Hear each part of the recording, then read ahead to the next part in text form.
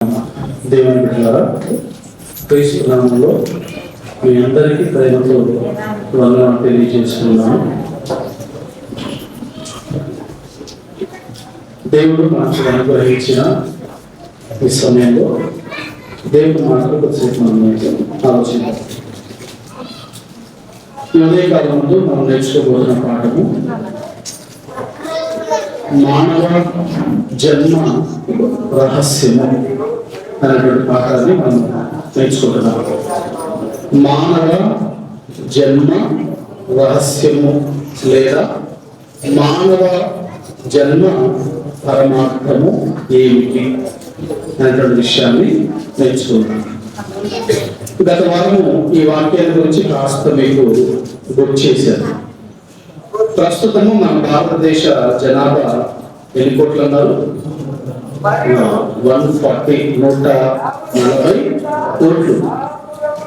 140 కోట్లుగా ఉన్నటువంటి భారతదేశ జనాభా ఇంకా పెరుగుతూనే పోతూనే ఉంది. ఇది మన భారతదేశం వరకు మాత్రమే. ప్రపంచం మొత్తాన్ని చూస్తే ప్రపంచం మొత్తం కూడా ఎంత ఉందో తెలుసా? జనాభా ఎంత ఉంటుందా? 700 కోట్లు ఉన్నాయి. ఎన్ని కోట్లున్నా ఇంకా మనుషులు పుడుతూనే ఉన్నారు. మనుషులు వివాహం చేసుకుంటున్నారు. ఆ వివాహం ద్వారా దేవుడు ఇంకా పిల్లలను ఇస్తూనే ఉన్నాడు. మరి ఎందుకు దేవుడు ఇంకా పిల్లలను ఇస్తూనే ఉన్నాడు?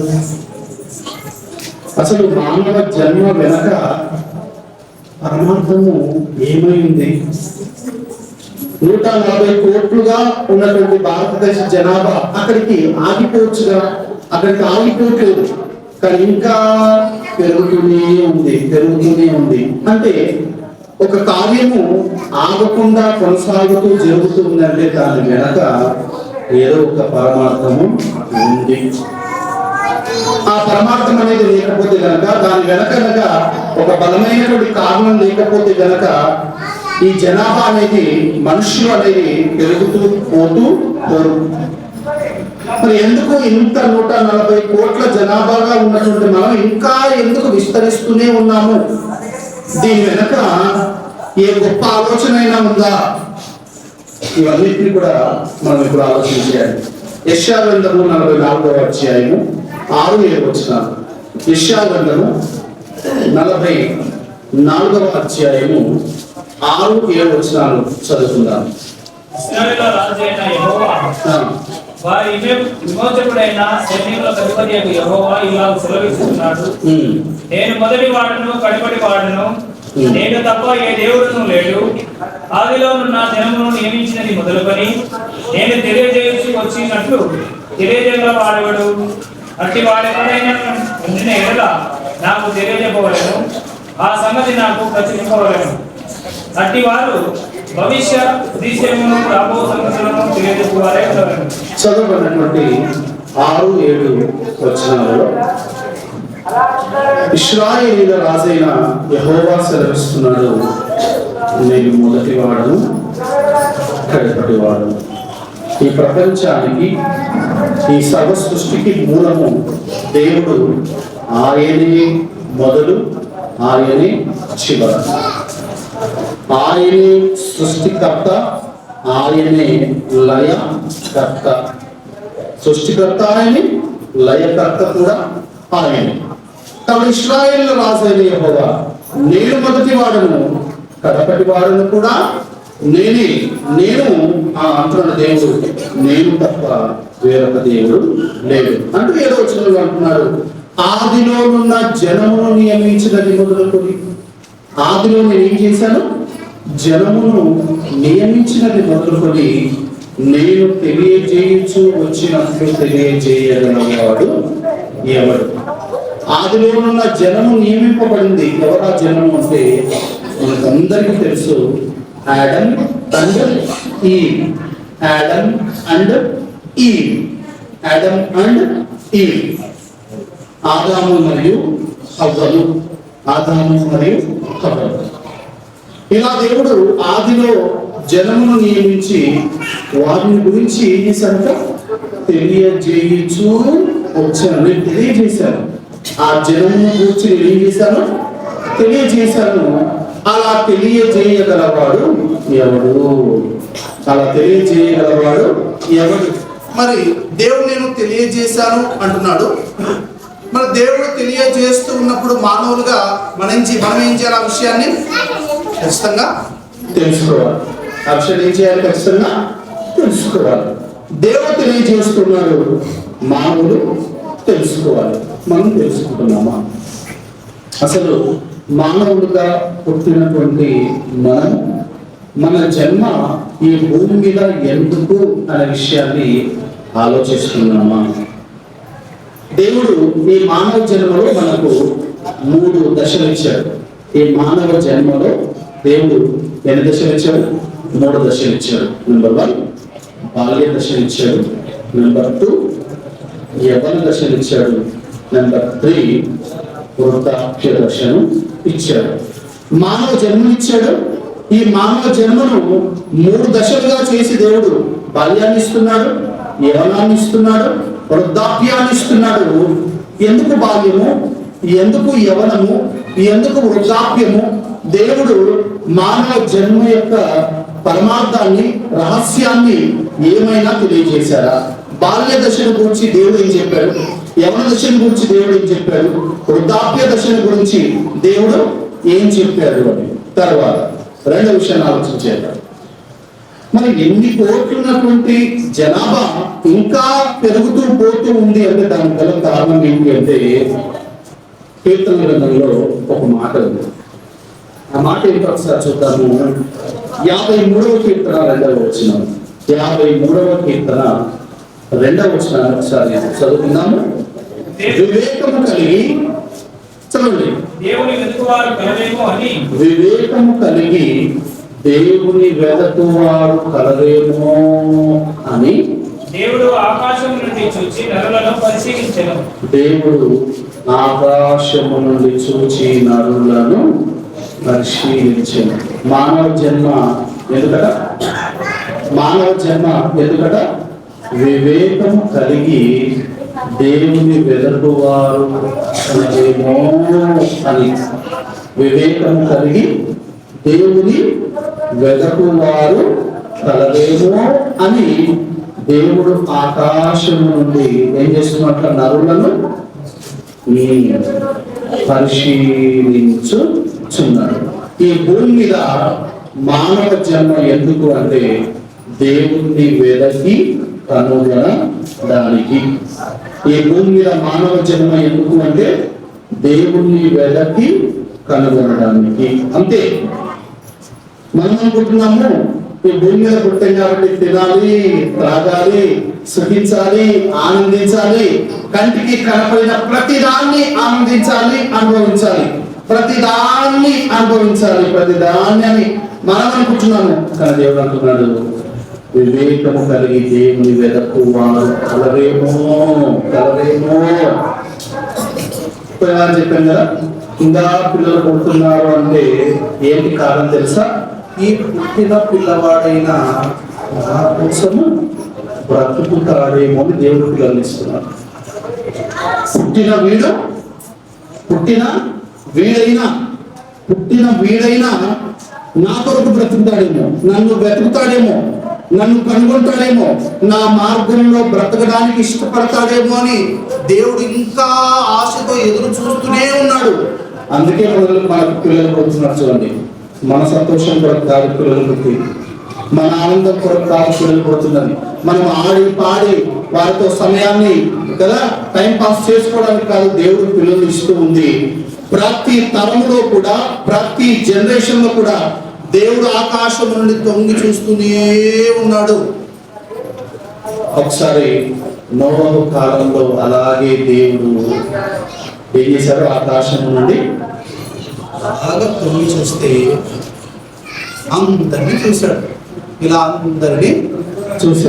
అందరినీ చూశాడు. ఈరోజు నేను త్వరగా వచ్చాను. మీకు ఎవరికైనా ఏమైనా అనిపిస్తుందా?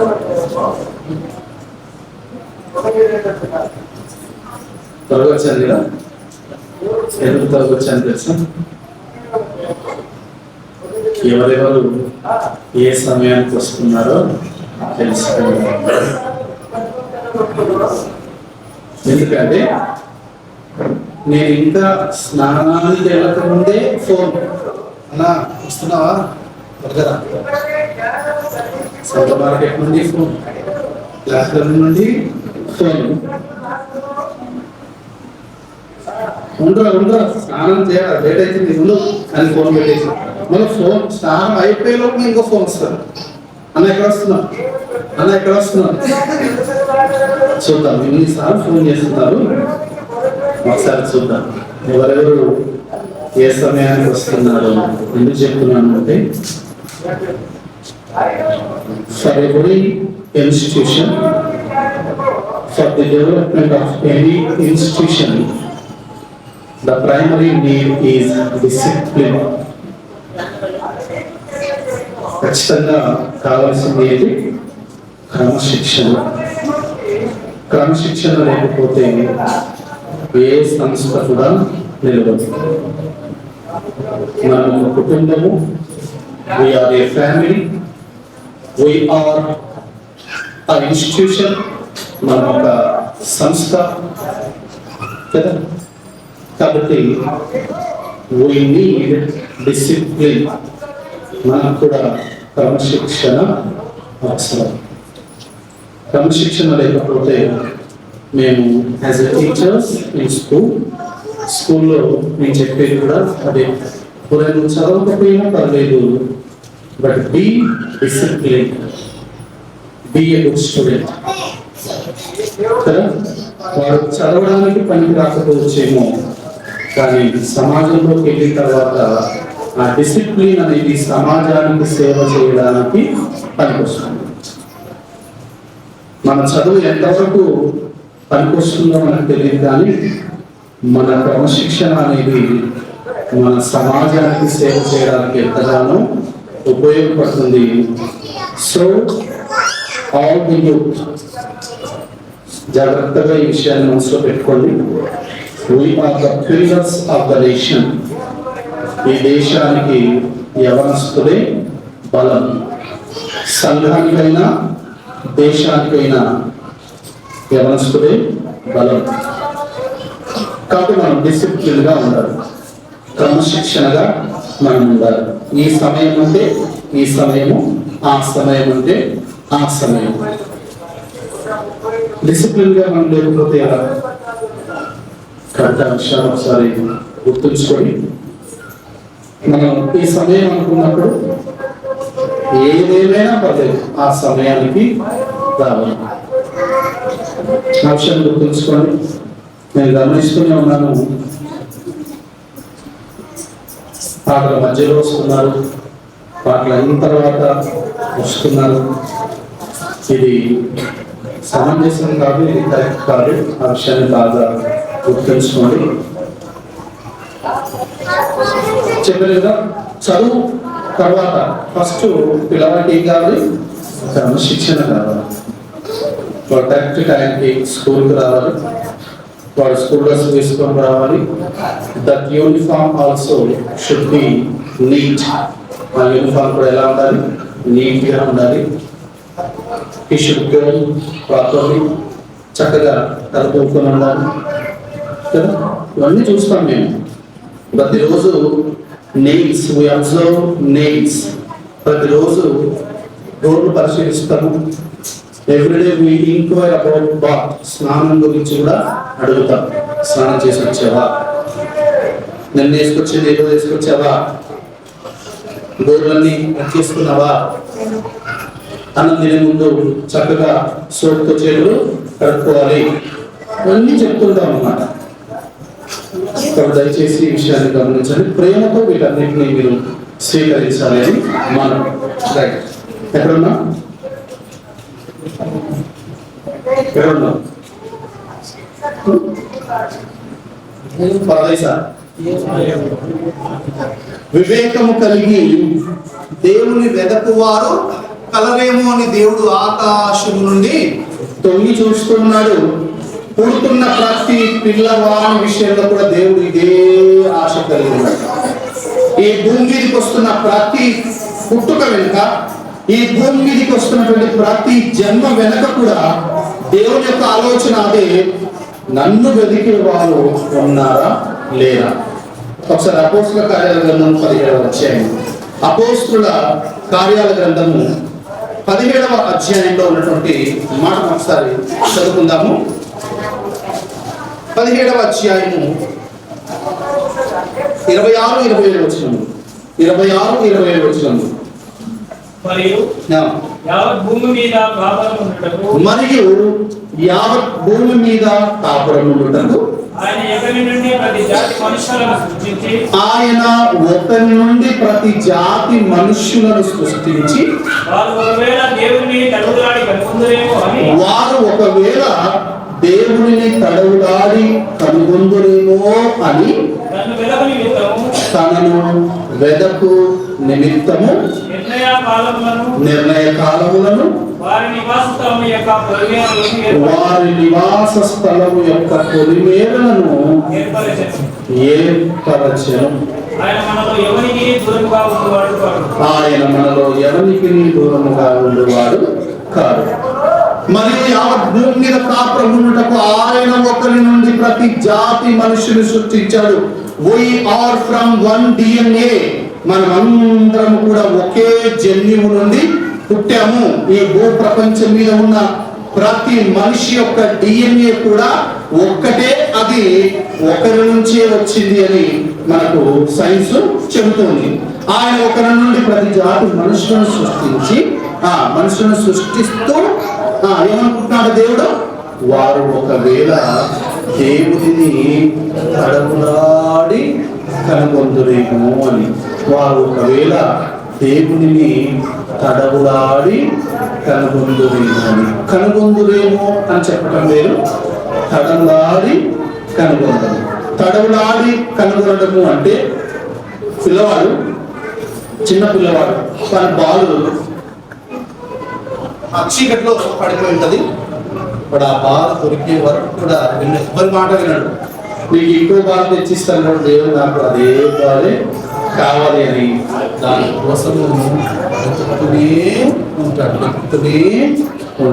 తడవులాడి తడవులాడి తడవులాడి తడవులాడి ఈ భూమి మీదకి వచ్చిన ప్రతి మనుషులు కూడా ఏం చేయాలట దేవుణ్ణి తడవులాడి కనుగొన్నారు. దేవుణ్ణి తడవులాడి కనుగొన్నారు. తడవులాడి కనుగొనడం పక్కన పెడితే, గడ్డం పట్టుకొని అయ్యా దేవుడి దగ్గరికి రండి, అయ్యా దేవుడి దగ్గరికి రండి అంటే కూడా రావట్లేదు. ఒకసారి అబ్రాహం బాబాయ్ అన్న దగ్గర కూర్చున్నాము. బాబాయ్ గుర్తుందో లేదో, ఒక వ్యక్తి వస్తే ఆ వ్యక్తిని నేను గడ్డం పట్టుకొని, నేను తాగుతున్నాయన ప్రార్థనకు వస్తే నీ జీవితము బాగవుతుంది, ఆలోచన చేసుకో అని గడ్డం పట్టుకుని చెప్పాను. దానికి సాక్ష్యము సోదరులు అబ్రాహం గారు. గడ్డం పట్టుకున్న వ్యక్తి కూడా మనము దేవుడి దగ్గరికి రావడానికి ఇష్టపడలేదు. ఇంకెక్కడ మనము తడవులాడి ఇంకా కదా, అంత ప్రయాసం మనకు అవసరమా? అంటే మానవుడు ఏమనుకుంటున్నాడంటే, ఈ భూమి మీద పుట్టా గనక తినాలి, త్రాగాలి, సుఖించాలి, ఆనందపడాలి అనుకుంటున్నాడు. ఒక విషయం చెప్తాను మీకు, చీకేసిన తెలుసు,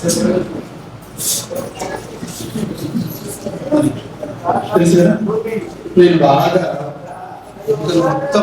మొత్తం చీకేసి వ్యవహారం తీసుకోవడం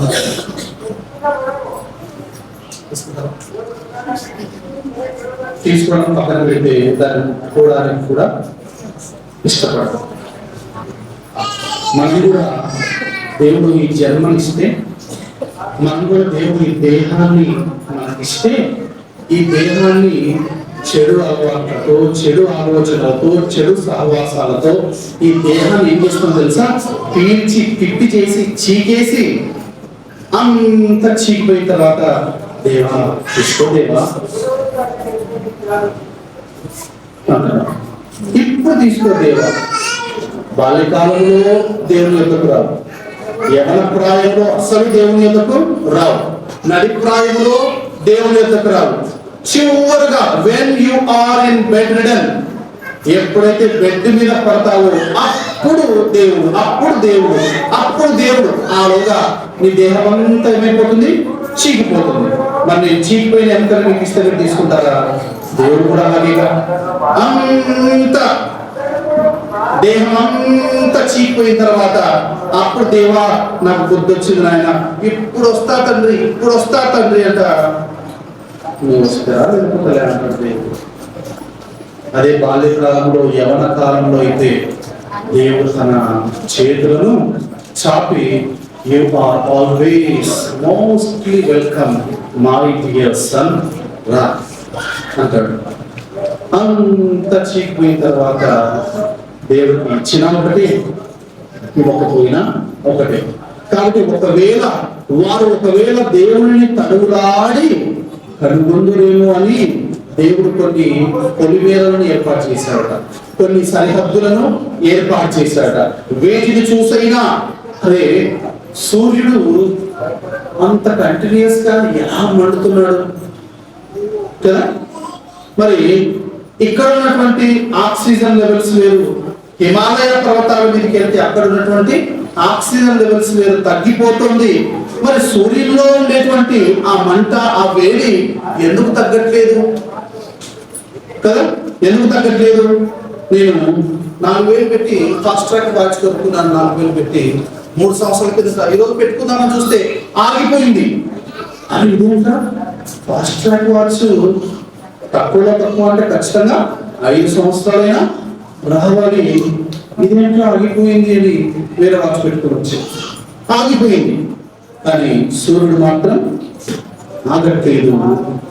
ఎందుకు ఆగట్లేదు సూర్యుడు? ఒకవేళ వారు మనుషులు దేవుని తడువులాడి కనుగొందురేమో అని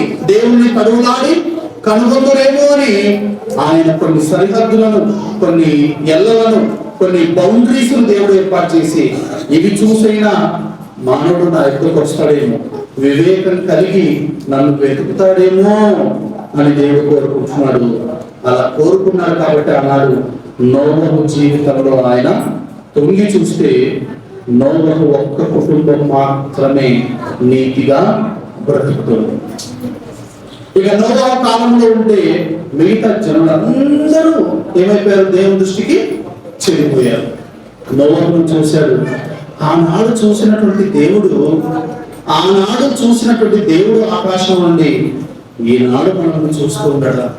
ఈనాడు మనల్ని దేవుడు చూడగా, మన జీవితాలను దేవుడు చూడగా, ఇతను నాకు ఉపయోగపడతాడేమో, ఇతను నా మార్గంలో నడుస్తాడేమో, ఇతను నా పేరు నిలబెడతాడేమో, వీడు నా వాక్యానికి విలువను తీసుకుని వస్తాడేమో అని దేవుడు ఆదాము మొదలుకొని ఇప్పటి వరకు పుడుతున్నటువంటి ప్రతి పిల్లవాడి విషయంలో దేవుడు అదే ఆలోచన చేస్తున్నాడు. తీతుకు రాసినటువంటి పత్రిక 2వ అధ్యాయము 14వ వచనం. తీతుకు రాయబడినటువంటి పత్రిక అపోస్తలుడైన పౌలు తీతుకు రాసినటువంటి 2వ పత్రిక 14వ వచనాన్ని ఒకసారి మనం చదువుకుందాం. ఆయన సమస్తమైన దుర్నీతి నుండి మనలను విమోచించి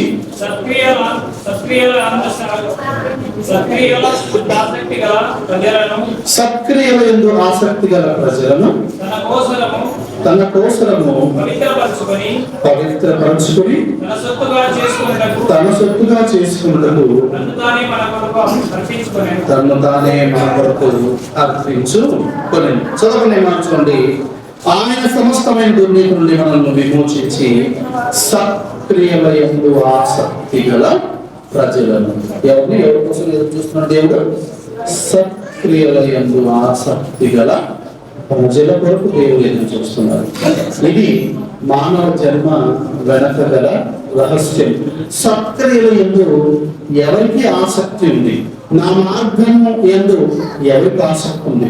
నా వాక్య విషయంలో ఎవరికి ఆసక్తి ఉంది? నా జ్ఞానం విషయంలో ఎవరికి ఆసక్తి ఉంది అని సత్క్రియల యందు ఆసక్తి గల ప్రజలను ఏర్పాటు చేసుకుంటున్నాడు. తర్వాత మనల్ని ఏం చేసుకున్నాక పవిత్రపరుచుకుంటున్నాడు. దేవుడు చేసుకున్నాక పవిత్రపరుచుకుంటున్నాడు. అంటే దేవుని కొరకు మనల్ని మనం ఏం చేసుకోవాలి? పవిత్రపరచుకోవాలి, పరిశుద్ధపరచుకోవాలి. దేహము పరిశుద్ధంగా ఉండాలి, దేహము పవిత్రంగా ఉండాలని దేవుడు చెప్పాడు. ఆత్మ కూడా కల్మషము లేనిదిగా ఉండాలి అని దేవుడు చెప్పాడు. సో మానవ జన్మ పరమార్థాన్ని, మానవ జన్మ రహస్యాన్ని మనం చూస్తున్నాం. అసలు ఈ భూమి ఎందుకు ఉందో మనకు తెలుసా? అసలు ఈ భూమి ఎందుకు ఉందో తెలుసా? మన కొరకు. ఈ లోకం అసలు ఎందుకు పుట్టిందో తెలుసా? మన కొరకు పుట్టింది. మన కొరకు ఈ లోకము పుడితే మనం ఏం చేస్తున్నాం తెలుసా? దేవుడు ఏం చెప్పాడు? లోకాన్ని మీరు ఏం చేయాలి? ఈ లోకాన్ని మీరు ఏం చేయాలి? ఈ భూమిని ఏం చేయాలి? మీరు ఏలాలి అని చెప్తుంటే మనము భూమిని ఏలేది పోయి భూమిలో ఉన్నవే మనల్ని ఏలుతున్నాయి. సారా మనల్ని ఏలుతుంది, విస్కీ మనల్ని ఏలుతుంది, బ్రాందీ మనల్ని ఏలుతుంది. ఇంకా నాకు ఇంతవరకే తెలిసింది, తెలియదు నాకు కదా. ప్రతి చెడ్డ అలవాటు మనల్ని ఏలుతుంది, ప్రతి చెడు ఆలోచన మనల్ని ఏలుతుంది. మీరు ఏలండి అయ్యా అని దేవుడు చెప్తే లోకంలో ఉన్న వారి చేత మనము ఏలబడుతున్నాం. పరిచయం చేస్తున్నాము.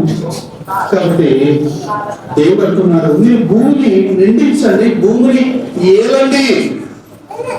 Everything must be in your control. ప్రతిదీ కూడా మీ కంట్రోల్లో ఉండాలి అని దేవుడు చెప్తే ప్రతిదానికి బానిసే, ప్రతిదానికి బానిసే.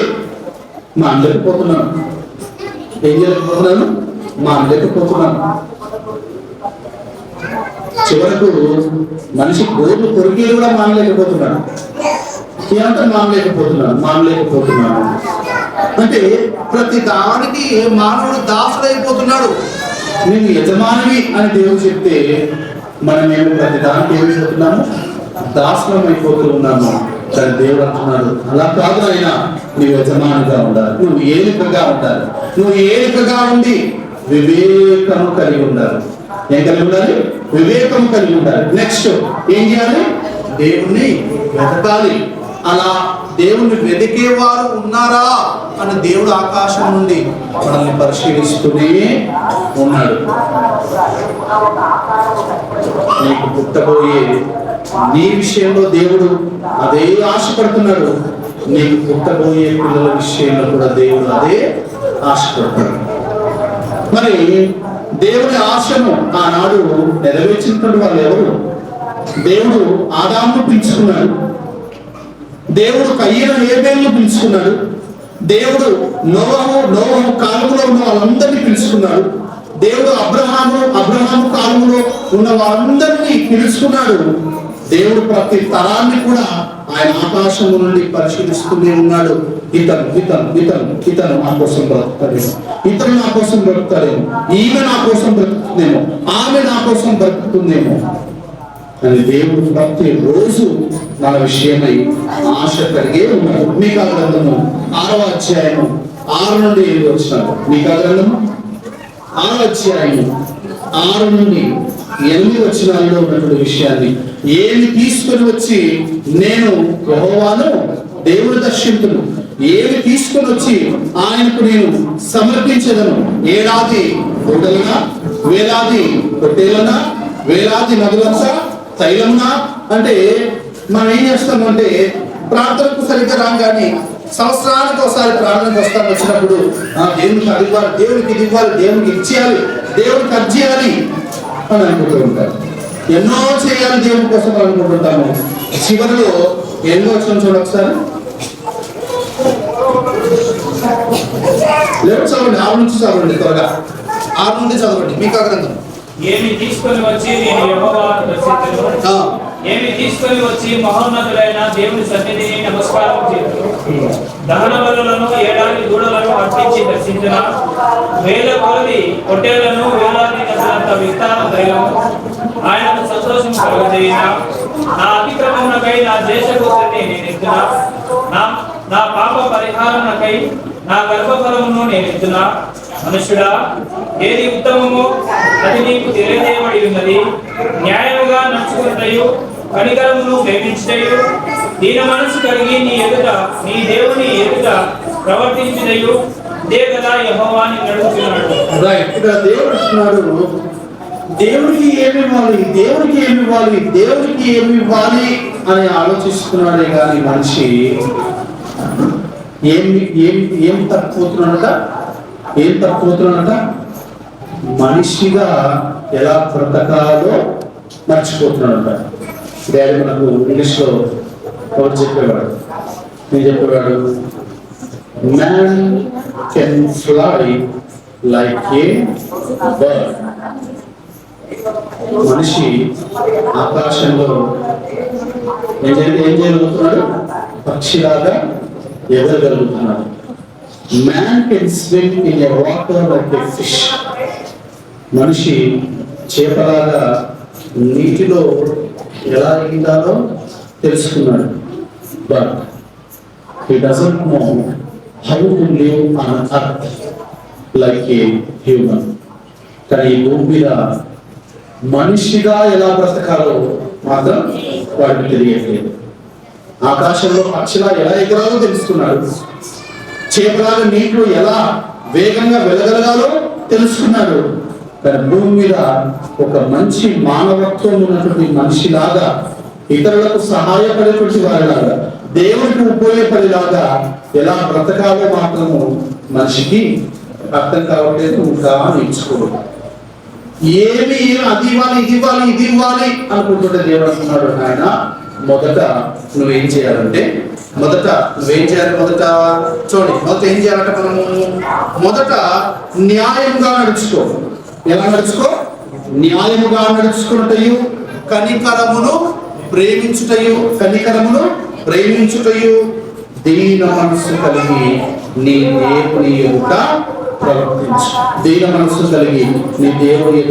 ప్రవర్తించు. ఇంతే కదా దేవుడు నిన్ను అడుగుతున్నాడు. నీతిగా నడుచుకో, న్యాయంగా నడుచుకో, దయా జాలి కనికరము కలిగి ఉండు. నీ దేవుని ఎదుట నీవు ఎలా ఉండాలట? దీన మనస్సు కలిగి ఉండు. ఇవి చేసి అప్పుడు వేలాది నదులంతా తైలాన్ని ఇస్తావా, ఏడాది దూడలను ఇస్తావా, లేకపోతే నీ కుమారుణ్ణి దేవుని సేవకులకు ఇస్తావా? ఇది సెకండరీ థింగ్. ఈ తర్వాత నాయన మొదట ఒక మనిషిగా లైక్ ఏ హ్యూమన్ నువ్వు మానవత్వం కలిగినటువంటి వాడిగా బ్రతుకు ఈ భూమి మీద. మనుష్యుడా, ఆ మాట చూడండి ఒకసారి 8వ వచనంలో, మనుష్యుడా ఏది ఉత్తమమో అది నీకు తెలియజేయబడి ఉన్నది. మానవుడుగా ఈ భూమి మీదకి నువ్వు వచ్చావు కదా, ఈ భూమి మీదకి నువ్వు రావడానికి గల కారణం ఏంటో తెలుసుకో. ఏది ఉత్తమమో దాన్ని మొదట తెలుసుకో. అప్పుడు మానవ జన్మ వెనక గల పరమార్థము మీకు అర్థమవుతుంది. ఈరోజు పరిచయం చూసుకున్నాము.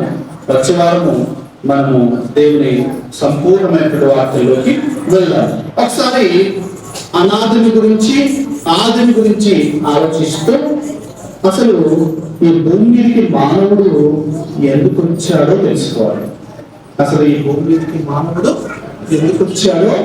తెలుసుకోవాలి.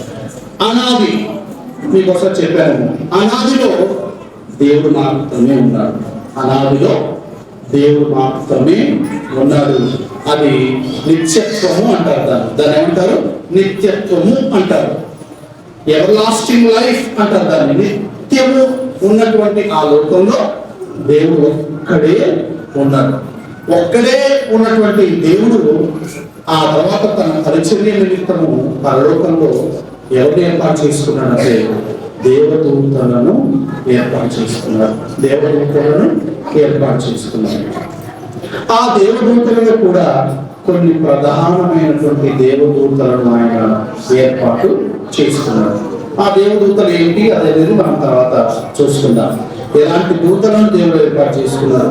సమాచారాన్ని ఇచ్చేటువంటి గబ్రియేలు లాంటి దేవదూతలను, యుద్ధం చేయగలిగినటువంటి మికాయేలు లాంటి దూతలను, గట్టి కాపలా కాయగల లూసిఫర్.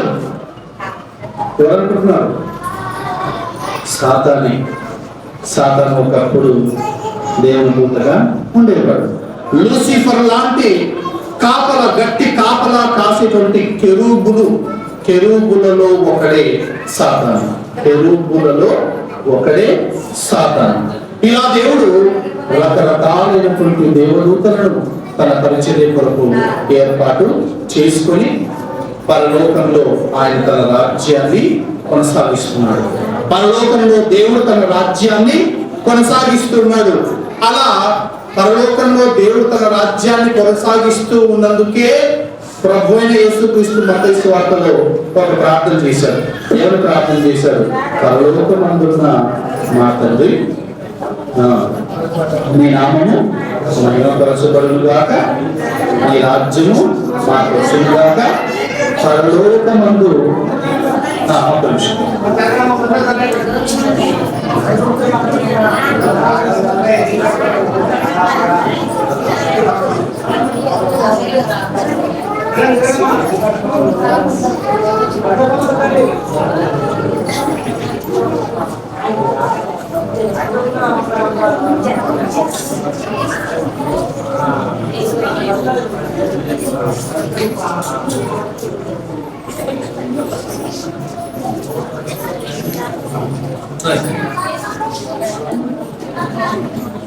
త్వరగా సర్దుకొని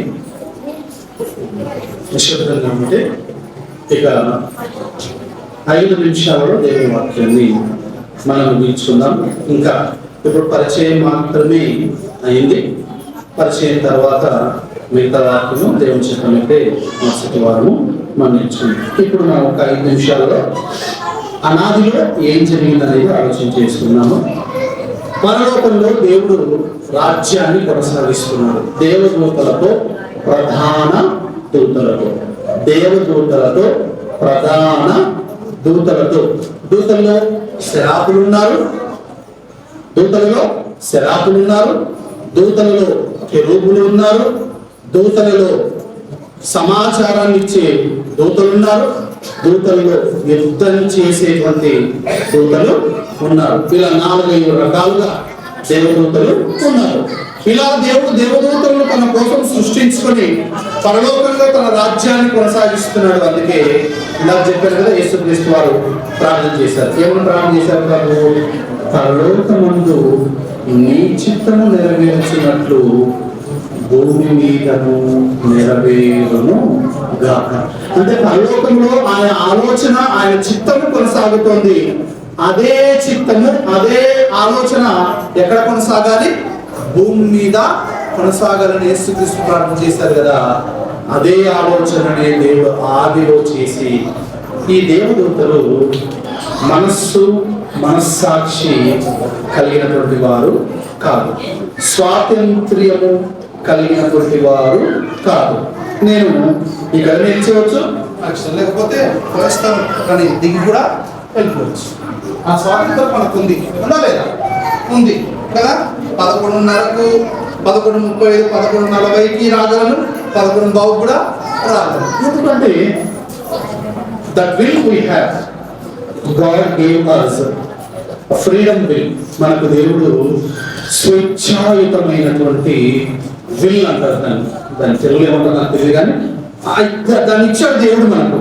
దాన్ని అంటే అప్పటికప్పటికే ఏ నిర్ణయాన్నైనా మనం తీసుకోగలిగి ఆ నిర్ణయాన్ని అమలుపరచుకోగలిగేటువంటి శక్తిని, ఆలోచనలు దేవుడు మనకి ఇచ్చాడు. కానీ దేవదూతలు అలా కాదు. వాడికి మనస్సాక్షి అంటూ ఉండదు. దేవుడు ఒక రోబోలను నడిపిస్తున్నట్టుగా, యాంత్రిక వస్తువులు ఉంటాయి కదా, వాటిని నడిపిస్తున్నట్టుగా దేవుడు నడిపిస్తున్నాడు. ఒకసారి దేవుడు కనిపించింది, మనుషులను ఏర్పాటు చేద్దాం, మనుషులు ఏర్పాటు చేద్దాం. Let them have a free will. వాళ్ళకు స్వేచ్ఛాయుతమైనటువంటి మనస్సును ఇచ్చి వారి ద్వారా మహిమపరచబడాలి. ఇప్పుడు మనము దేవుణ్ణి మహిమపరచగలము, దేవుణ్ణి దూషించగలము. కానీ దేవుణ్ణి దూషించేంతటి ధైర్యము మనలో ఉందా? లేదు. దాని గల కారణం దేవుని మీద మనకున్నటువంటి భక్తి, విశ్వాసం.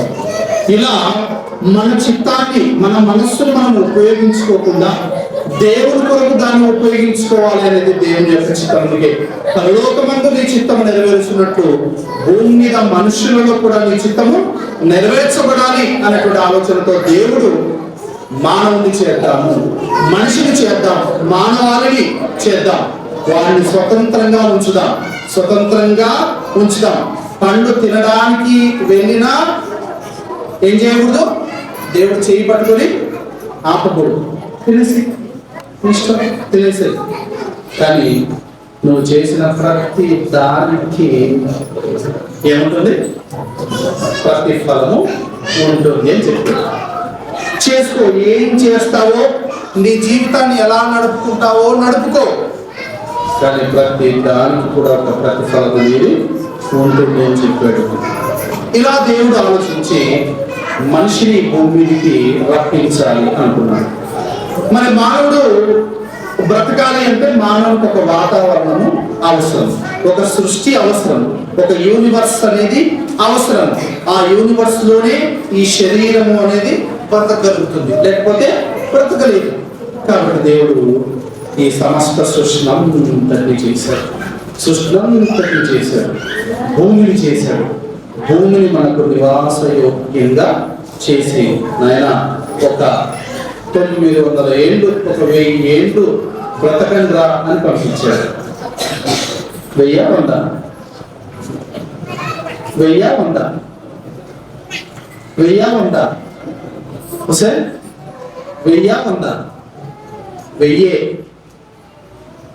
1000 సంవత్సరాలు. మెతుషల ఎన్ని సంవత్సరాలు బ్రతికాడు? 949 సంవత్సరాలు బ్రతికాడంటే 100. కాబట్టి ప్రారంభంలో మనుషుని ఆయుష్ 1000 సంవత్సరాల వరకు ఉంది. ఆ తర్వాత మనం చేస్తున్న పాపముల కొలది, దుష్ట క్రియల కొలది దేవుడు మన ఆయుష్ని తీసుకొచ్చాడు. తగ్గిస్తూ పరిమితి గలదిగా నా ఆయుష్ను బెత్తనంతగా చేసినావు, పరిమితి గలదిగా చేసినావు. దేవుడు యాక్చువల్గా ఈ భూమి మీద 1000 సంవత్సరాలు బ్రతకడానికి పంపిస్తే దాన్ని మనం ఏం చేసుకున్నాము? దాన్ని ఎన్ని సంవత్సరాలు చేసుకున్నాము? ఏం చేసుకున్నాము?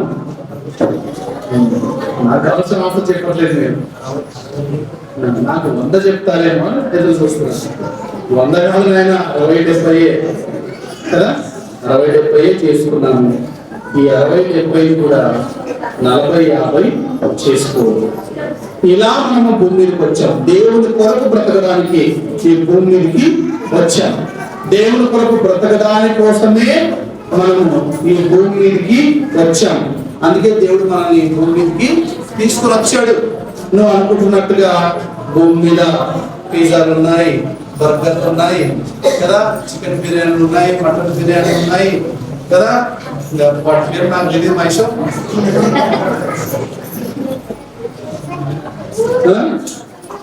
రాజేష్ ఎవరో కొన్ని పేరు చెప్పు కదా. వాటి పేరు నాకు సరిగ్గా తెలియదు, కానీ అన్నిటి కొరకు కాదు దేవుడు మనం పంపించింది. వివేకం కలిగిన దేవుడిని వెతకడానికి, తడులాడి దేవుణ్ణి కనుగొనడానికి, సత్క్రియలకు ఆసక్తి కలిగి మనము బ్రతకడానికి దేవుని భూమికి మనల్ని పంపించాడు. ఈ పంపించే క్రమంలో చెప్పాను, వచ్చే వారం నేను చూడబోతున్నామంటే ఈ పంపించిన క్రమంలో బాల్య దశనిచ్చాడు, యవన దశనిచ్చాడు, వృద్ధాప్య దశనిచ్చాడు.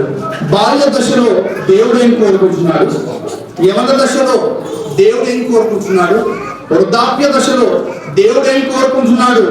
మరి నీవు ఏ దశలో ఉన్నావు, దేవుడు నీ నుండి ఏం కోరుకుంటున్నాడు, దేవుడు కోరుకున్నది నువ్వు ఇస్తున్నావా లేదా అనేది దేవుని చిత్తం. అయితే మనము వచ్చే వారం వాక్యాన్ని కొనసాగించుకున్నాము. మీ అందరికీ మరొకసారి వందనాలు తెలియజేసుకుంటున్నాము.